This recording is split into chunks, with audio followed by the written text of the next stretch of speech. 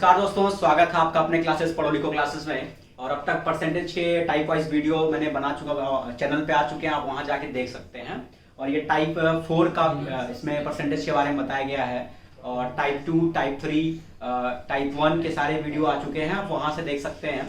और टाइप 4 में हम जब करेंगे तो टाइप 4 का मैंने एक टाइटल दिया है कि टाइप 4 में वो सारे क्वेश्चन आएंगे जिसमें कहा जाएगा कि कोई परिवर्तन नहीं हो।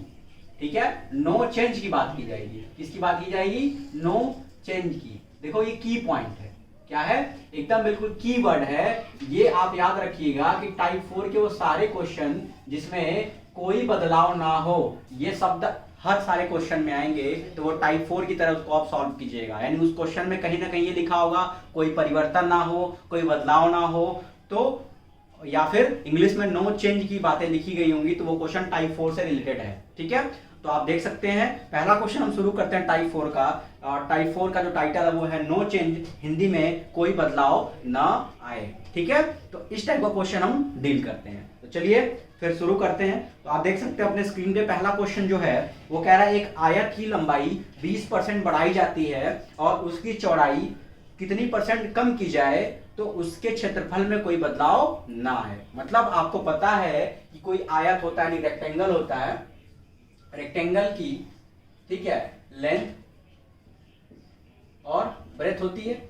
अब कहा जाए कि ये कोई रेक्टेंगल हमारे पास है, उसके लेंथ में हम 20% क्या करें? इंक्रीज कर दें, उसकी लेंथ को 20% बढ़ा दें। ठीक है, और उसकी चौड़ाई में तो कितनी परसेंट कमी हमें करनी पड़ेगी कि पूरा ओवरऑल उसके क्षेत्रफल में कोई बदलाव ना आए। मतलब क्षेत्रफल जो बढ़ाने से पहले था, यानी चेंज करने से पहले जो क्षेत्रफल था किसका?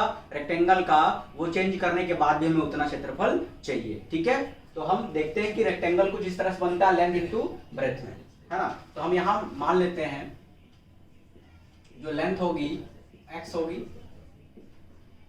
और जो ब्रेथ होगी यानी चौड़ाई वो y होगी। ठीक है, x एंड y हम सपोज कर लेते हैं। कह रहा है कि एक आयत की लंबाई 20% बढ़ाई जाती है। क्या की जाती है? 20% बढ़ाई जाती है। आयत की लंबाई पहले x थी, अब जब इसको बढ़ाओगे कितना होगा? x, और 20% बढ़ाओगे, 20% कितने बढ़ाओगे? 100 पे। तो 100 पे 20% बढ़ाओगे कितना आएगा? 120। कितने बढ़ाया? 100 पे बढ़ाया। ठीक है, क्लियर है? तो देखिए, अगर किसी भी रेक्टेंगल का लेंथ हमारे पास x है और ब्रेथ हमारे पास y है, तो उस रेक्टेंगल का जो क्षेत्रफल निकलेगा यानी एरिया जो निकलेगा वो क्या निकलेगा? x into Y. यानी रेक्टेंगल का एरिया का जो फार्मूला होता है वो क्या होता है? लेंथ इंटू ब्रेथ या लंबाई गुणे चौड़ाई होती है। क्लियर है? आपको पता है। तो अगर हमारे पास लेंथ x हो और ब्रेथ y हो, तो जो एरिया होगा क्या होगा? xy होगा, लेंथ इंटू ब्रेथ हो। लेकिन जब चेंज कर रहा है, यहां पे उसने अब चेंज किया, उसने कहा भाई लेंथ क्या करो? लेंथ x को 20% बढ़ा दो। तो जब x को 20% बढ़ाओगे कितना आएगा? 120/100। भाई 20% बढ़ाना, 20% इंक्रीज करना है। इंक्रीज किस पे करना है? 100 पे। तो 100 पे 20% इंक्रीज करोगे तो कितना आएगा? 120 आएगा। ठीक है, ये हो गया। और जब आप लेंथ बढ़ाओगे तो जाहिर सी बात है y यानी जो ये चौड़ाई, जो ब्रेथ है, वो भी तो चेंज होगा। ठीक है, तो हम मान लेते हैं न्यू ब्रेथ जो हुआ है, न्यू ब्रेथ यानी न्यू जो चौड़ाई हमारी, नया जो चौड़ाई है वो क्या मिलेगा? उसे हम मान लेते हैं z मान लेते हैं। ठीक है, क्लियर? तो इसका जो एरिया निकलेगा, इसका एरिया क्या निकलेगा? ये लेंथ है और ये ब्रेथ है। लेंथ कितना है? 120x/100 और ब्रेथ कितना भाई? ब्रेथ z है, ब्रेथ z है।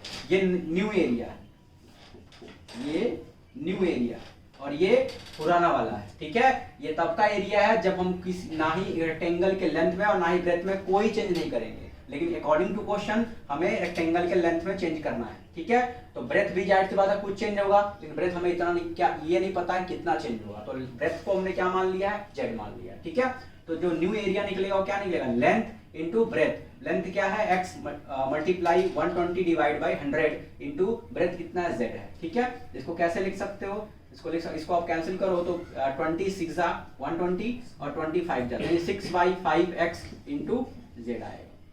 कहा है कि जब चेंज हो, यानी कि कोई भी परिवर्तन आप कर रहे हैं तो परिवर्तन करने के बाद उनके एरिया में कोई बदलाव नहीं है, यानी जो पहले वाला एरिया है वह दूसरे वाले एरिया के बराबर है। ठीक है, अकॉर्डिंग टू क्वेश्चन। ठीक है, प्रश्नानुसार अकॉर्डिंग टू क्वेश्चन क्या आएगा, पहला वाला एरिया कितना XY है और चेंज के बाद भी एरिया बदल नहीं रहा, क्योंकि आप लास्ट लाइन पढ़े वो कह रहा है कि उसके क्षेत्रफल में कोई बदलाव ना आए। तो पहला वाला एरिया XY है और दूसरा वाला एरिया कितना है 6/5x इंटू Z। ठीक है, x से x कैंसिल करेंगे और न्यू जो ब्रेथ है वो Z है, तो Z की वैल्यू क्या आएगी, Z की वैल्यू आएगी 5y/6। ये नया ब्रेथ, न्यू ब्रेथ, क्या है, न्यू ब्रेथ। ठीक है, पूछा है कितना परसेंट बदलाव, उसकी चौड़ाई में कितने परसेंट की कमी की जाए। तो अब परसेंटेज की कमी, तो पहले हम देख लें कितनी कमी आई। तो पहले कितनी कमी आई, तो पहले जो था हमारे पास ब्रेथ कितना था, ब्रेथ हमारे पास जो था y था, अब ब्रेथ कितना है 5y/6। ठीक है, तो अब हम यहां निकाल लेते हैं चौड़ाई में परिवर्तन। यहां परसेंटेज नहीं निकालना, यहां देख रहे हैं कितना परिवर्तन हुआ। पहले जो हमारे पास जो ब्रेथ था वो कितना था, चौड़ाई कितनी थी, y थी। ठीक है, माइनस करेंगे 5y/6 से, क्यों, क्योंकि ये पहले वाली चौड़ाई है और ये दूसरी वाली। ठीक है ना, ये न्यू जो अभी निकाला है, तो कितना चेंज आया भाई, कितना बढ़ा, तो ये बढ़ा 6y में से 5 गया, यानी 1/6y। ठीक है, इंक्रीज हुआ। क्लियर है, बात समझ में आ रही है। अब हम निकाल देते हैं चौड़ाई में प्रतिशत कमी। ठीक है, कितनी कमी करनी पड़ेगी, तो आप देखिए, क्योंकि हमें फिर जितना हम बढ़ाए रहते हैं उतना हमें कम करना पड़ेगा। जैसे सपोज कीजिए कि अगर 100 ओवरऑल पहले था और आप 20 बढ़ा रहे हो तो 120 हो गया, दोबारा से आपको 100 पे लाना है तो 20, फिर आपको जितना आप बढ़ा रहे हो उतने ही अमाउंट में आपको कम करना पड़ेगा। जितने अमाउंट में आप इंक्रीज कर रहे हो उतने अमाउंट में आपको कम करना पड़ेगा। ठीक है, तो अब परसेंटेज में कमी आई, चौड़ाई में जो प्रतिशत कमी आ रही है वो कितनी आ रही है, एक्चुअल कितनी कमी आई, 1/6y आई। ठीक है, और कितना था जो था y था, कैंसिल हो जाएगा, मल्टीप्लाई बाई 100 करेंगे, परसेंटेज निकालना है, कितना आएगा 1/6, कितना आएगा 16 होल। ठीक है, 2/3%, 2/3% की कमी करनी पड़ेगी। तो ये हमें समझ में आ गया। ठीक है ना, यानी कुल मिला जुला के हमने लेंथ माना स्टार्टिंग में, फिर ब्रेथ माने, चौड़ाई माना y, और जो स्टार्टिंग का लेंथ और ब्रेथ होगा उसका क्षेत्रफल निकलेगा xy, और फिर अकॉर्डिंग टू क्वेश्चन हमने बिल्कुल मानते हुए इसको सॉल्व किया है। तो यानी कि जो कमी होनी चाहिए, चौड़ाई में कितने परसेंट की कमी होनी चाहिए, तो वह कमी होनी चाहिए 16 होल 2/3% की। ये तो भाई पतलू विधि थी। मोटू विधि क्या करेगा, बिल्कुल चुटकी बजाएगा और बिल्कुल लगाना शुरू कर देगा। वो कह रहा भाई 20% कमी कर रहे, यानी अगर पहले 100 था हमारे पास, पहले क्या था 100 था। ठीक है, पहले हमारे पास 100 था और लंबाई में 20% बढ़ा रहे हो, तो 100 पर अगर 20% इंक्रीज करते हो तो कितना हो जाएगा, 120 हो जाएगा। ठीक है, बात समझ में आ रही है, 120 हो जाएगा। अब आपको चेंज करना है, यानी कि कितना कर दे फिर ये दोबारा 100 मिल जाए, तो कितना करते हैं 20, यानी 20 की चेंज करनी है। और किस पे करनी है, इस पे, इसी को तो कम करेंगे, 120 में 20 कम करेंगे तभी तो 100 आएगा। तो यानी कि 120 बढ़ रहा है और फिर 120 से आपको 100 पे लाने के लिए 20 घटाने पड़ेंगे। तो 20 की कमी आई कितने पे, 120 पे, मल्टीप्लाई बाई 100। ठीक है, 20 और ये 6 बार में, तो 1/6 मल्टीप्लाई बाई 100 का क्या होता है। ठीक है, 16 होल 2/3% की कमी हमें करनी पड़ेगी। माइनस क्या बताता है, माइनस बताता है कमी को, प्लस बताता है वृद्धि को। ठीक है, यानी इंक्रीज को। तो यहाँ पे आप देख सकते हैं कि ये इतना बड़ा आप x मान के y मान के लगाइए, या फिर आप सिंपल सा वहां 100 मान लीजिए कि आयत की लंबाई 20% बढ़ा रहा है, यानी कि अगर 100 थी तो 20% बढ़ाया तो 120 हो गया।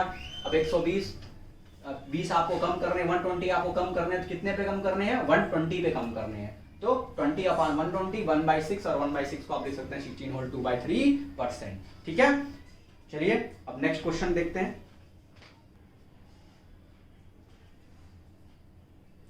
ठीक है, नेक्स्ट क्वेश्चन देखते हैं। एक आयत की चौड़ाई 10% कम की जाए तो उसकी लंबाई कितने % बढ़ाई जाए ताकि उसके क्षेत्रफल में कोई बदलाव ना आए। जहां पे कोई बदलाव ना आए, कोई परिवर्तन ना हो, नो चेंज वाली बात की जाए, उस क्वेश्चन को आप शॉर्ट ट्रिक से ही लगाएं तो बेहतर होगा। मैंने एक्स मान के आपको एक तरीका बता दिया, ठीक है ना।